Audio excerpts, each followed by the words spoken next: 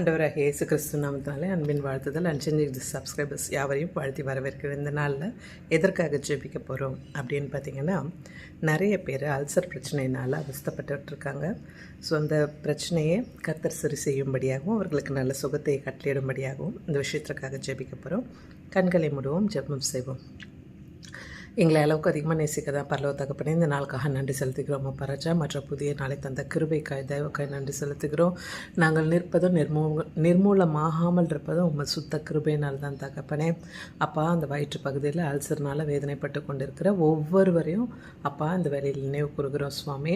உமது ஆணி பாய்ந்த கரம், காயப்பட்ட கரம் அந்த வயிற்று பகுதியை தொட்டு அப்பா அந்த அல்சரை எல்லாம் சீர் செய்து அப்பா தகப்பனே நீர் பரிபூர்ண சுகத்தை கட்டளையிடும்படியாக ஜெபிக்கிறேன். அற்புதத்தின் தேவன், அதிசயத்தின் தேவன், நீ விசுவாசித்தால் அதெல்லாம் ஆகும்னு சொல்லியிருக்கீங்களே சுவாமி.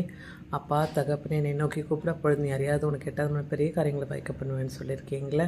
அப்பா, காயப்பட்ட தழும்புகளால் சுகமாக தேவரே நீர் கிருபை பாராட்டுங்க, கிருபை பாராட்டுங்க, இரக்கம் பாராட்டுங்க தகப்பனே. அப்பா, நீர் டாக்டர்களுக்கெல்லாம் பரம வைத்தியனாக இருக்கிற கிருபை காய் தயவுக்காய் நன்றி செலுத்துகிற சுவாமி.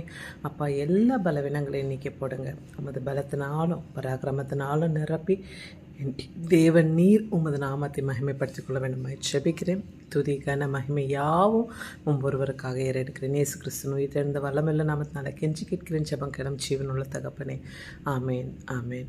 God bless you all. உங்களுக்கு ஏதாவது ஜெப தேவைகள் இருந்தால் ஸ்கிரீன் நம்பருக்கு தொடர்பு கொள்ளுங்கள். உங்களுக்காக ஜெபிக்க ஆயத்தமாக இருக்கும்.